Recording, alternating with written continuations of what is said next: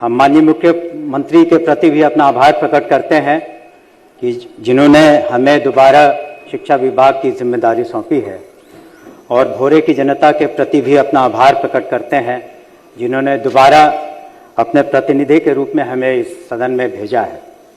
नमस्कार, आप country inside news का डिजिटल प्लेटफॉर्म देख रहे हैं। शिक्षा मंत्री सुनील कुमार ने बजट 2026 पर बोलते हुए शिक्षा विभाग के बड़े संकल्प को दोहराया। साथ ही शिक्षा मंत्री सुनील कुमार ने बिहार के मुख्यमंत्री नीतीश कुमार को धन्यवाद दिया। कहा कि मुख्यमंत्री नीतीश कुमार ने दोबारा शिक्षा मंत्री मुझे बनाया। भोरे की जनता को भी बिहार विधानसभा में सुनील कुमार शिक्षा मंत्री ने धन्यवाद दिया। देखिए इस वीडियो में शिक्षा विभाग के संकल्प को दोहराते हुए बजट पर क्या बोल रहे हैं। माननीय मंत्री शिक्षा विभाग,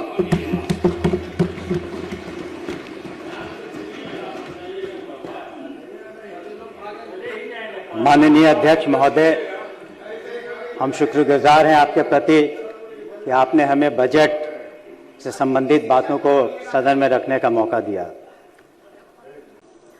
मैं सभी चर्चा के दौरान, अध्यक्ष महोदय, मैं सभी की बातों को गौर से सुन रहा था और मैं धन्यवाद देना चाहता हूं उन सभी माननीय सदस्यों का जिन्होंने सकारात्मक अपने विचार रखे। हम उम्मीद करते थे कि विपक्ष के हमारे साथी और कुछ सकारात्मक बातें कहेंगे, लेकिन शायद उनकी कुछ मजबूरियां हैं, आदतें हैं, अलग संख्या भी आपकी बहुत कम है। महोदय, 2005 नवंबर में जब सूबे की जनता ने माननीय मुख्यमंत्री जी को जिम्मेदारी दी, तब उन्होंने सुशासन का और न्याय के साथ विकास का मजबूत आधारशिला रखी और उनका मानना है कि शिक्षा एक ऐसा माध्यम है जिससे समाज में आर्थिक विकास, सामाजिक विकास और बौद्धिक विकास किया जा सकता है।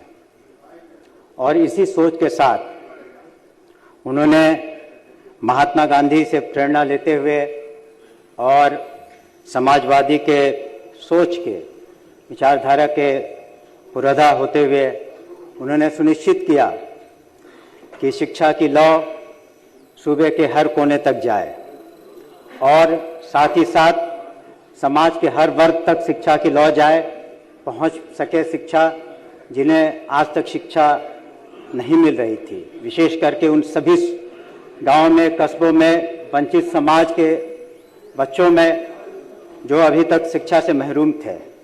और शिक्षा विभाग ने भी तो प्रगति की है।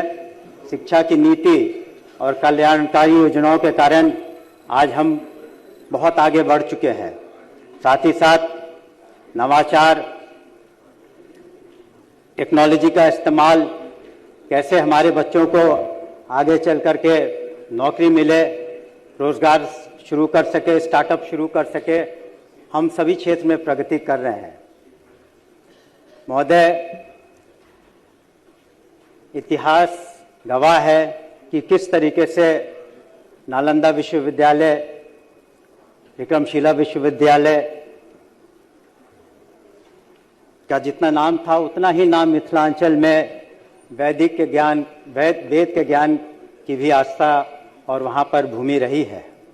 हम लोग भी चाहते हैं, हमारी सरकार चाहती है, एनडीए की सरकार चाहती है कि हम शिक्षा को उन ऊंचाइयों तक ले जाएं। और निश्चित रूप से हम सभी जानते हैं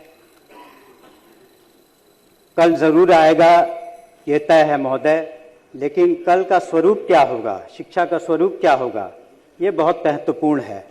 और माननीय मुख्यमंत्री जी की, हमारी सरकार की जो सोच है और जो योजनाएं हैं वो सुनिश्चित करेंगे कि हमारे छात्र छात्राओं का भविष्य उज्जवल हो।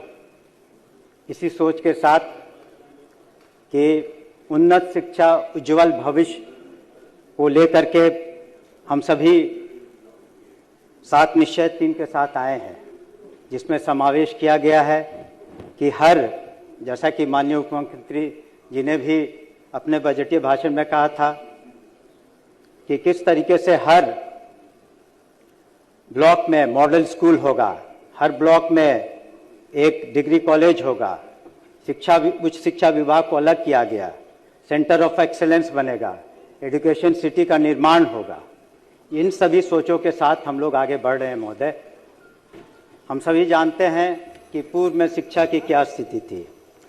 हमारे सदस्यों ने बताया और बिहार की जनता भी जानती है कि किस तरीके से स्कूलों की कमी थी, शिक्षकों की कमी थी, आधारभूत संरचना की कमी थी और सबसे बड़ी कमी थी एक शैक्षणिक माहौल की। जो इकोसिस्टम था वो इस लायक नहीं था कि हमारे बच्चे बहुत अच्छे तरीके से पढ़ सकें। इसके लिए सबसे ज़रूरी था कि हमारे पास पर्याप्त धन हो, राशि हो। जहां 2005 में 4,400 करोड़ का बजट हुआ करता था और जैसा कि आप जानते हैं कि आज अगर शिक्षा और उच्च शिक्षा को मिला दिया जाए तो हमारा बजट पूरे जो वार्षिक बजट का 20% है, जो कि राष्ट्रीय औसत करीब 14% का है। और हमें बताते हुए और ये खुशी हो रही है सदन को सूचित करते हुए कि पूरे हिंदुस्तान में सबसे ज़्यादा है ये एनुअल बजट का हिस्सा। महोदय, चूंकि स्कूलों की कमी थी, माननीय मुख्यमंत्री जी ने सुनिश्चित किया कि हर 1 किलोमीटर पर प्राइमरी स्कूल होंगे, 3 किलो पर सेकेंडरी स्कूल होंगे और उसके बाद +2 के स्कूलों को भी हर पंचायत में इजाद किया गया। इसके अतिरिक्त यह भी माननीय मुख्यमंत्री जी ने देखा कि बहुत से ऐसे टोले हैं, बहुत से ऐसे कस्बे हैं, छोटे गांव हैं, वंचित समाज के लोग हैं जो स्कूल नहीं जाया करते हैं। इसी वजह से टोला सेवक की तालीमी मरकज़ की जो इजाद किया उन्होंने, इन पदों को जिनकी संख्या 26,000 से ज़्यादा है, उनके मानदेय को दुगना किया गया। ये बहुत बड़ा कारण था जिसके कारण गांव और कस्बे से सभी जगहों से बच्चे आने लगे स्कूलों में। इसके पूरे हिंदुस्तान में दूसरा कोई मिसाल नहीं है इस तरह की व्यवस्था का। और आज भी टोला सेवक और हमारे तालीमी मरकज़ अच्छे से काम कर रहे हैं महोदय। शिक्षकों की कमी को देखते हुए माननीय मुख्यमंत्री जी ने घोषणा की कि हम बीपीएससी के माध्यम से शिक्षकों की नियुक्ति करेंगे। अगर हम TRE 1, TRE 2, TRE 3 और जो प्रधान शिक्षक हैं, प्रधान अध्यापक हैं, इनकी संख्या जोड़ ली जाए तो 2,60,000 से ज़्यादा सीधी नियुक्तियां हुई हैं। पूरे देश में इस तरह की नियुक्ति किसी राज्य में नहीं हुई है महोदय। और 2 नवंबर का 2023 का वो ऐतिहासिक दिन सबको याद होगा जब गांधी मैदान से माननीय मुख्यमंत्री जी ने और जिलों में जो नियुक्ति पत्र बांटे गए 1,20,000 शिक्षकों का, उसका भी कोई दूसरा मिसाल आपको हिंदुस्तान में नहीं मिलेगा। मुझे इसके अतिरिक्त जो हमारे स्थानीय निकाय से शिक्षक आए थे उनको भी सहूलियत दी गई और एक छोटे से इम्तहान के बाद आज 2.5 लाख स्थानीय निकाय से जो हमारे शिक्षक शिक्षिकाएं हैं वो भी सरकारी सेवक बन चुके हैं। इसके अतिरिक्त जो अनुकंपा आधारित हम लोगों ने 5,500 नियुक्तियां की हैं।